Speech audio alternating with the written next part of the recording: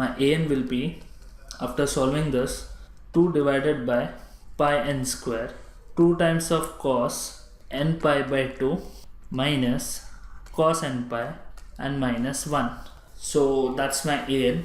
Now when you keep it in series, we know our series is f of x a0 plus summation n equal to 1 to infinity an cos nx. So that's my series. So I have my value of a0. So my value of a0 is nothing but what, pi by 4. Let's substitute.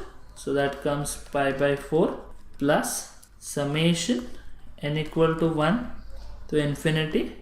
My an is nothing but 2 divided by n square pi, 2 cos n pi by 2 minus cos n pi minus 1 into cos nx. So what I do for value of an, let's find, starting with a1, a2, we'll find it and finally we'll go and substitute here.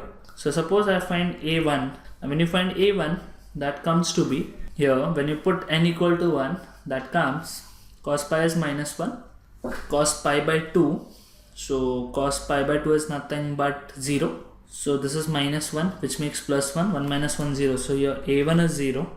When you keep a2, your a2 will be 2 divided by pi 2 square, then 2 into, when you put 2 here, that becomes cos pi, which is minus 1. When you put 2 here, that becomes cos 2 pi, that is again 1, which makes minus 1 and minus 1. So finally you get here this as minus 8 divided by pi into 2 square, that is my a2. Let's go with a3, which will be nothing but 0, a4 0, a5 0. You put a6, which gives me 2 divided by pi into 6 square, again 2 into minus 1 and minus 1. Understand, student? Nothing, I'm just putting value of n equal to 6 there, and finally after solving I get minus 8 divided by pi into 6 square. Then further I get a7 as 0, a8 as 0, a9 as 0, and then further obviously you'll be getting values, but for a series you need to end up somewhere. So after substituting in f of x, I write f of x is equal to pi by 4 minus 8 by pi, then 1 upon 2 square cos 2x plus 1 upon 6 square cos 6x plus dot dot dot.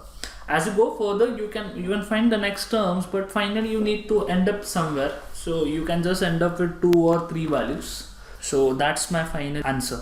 Thank you for watching video on in 5 minutes.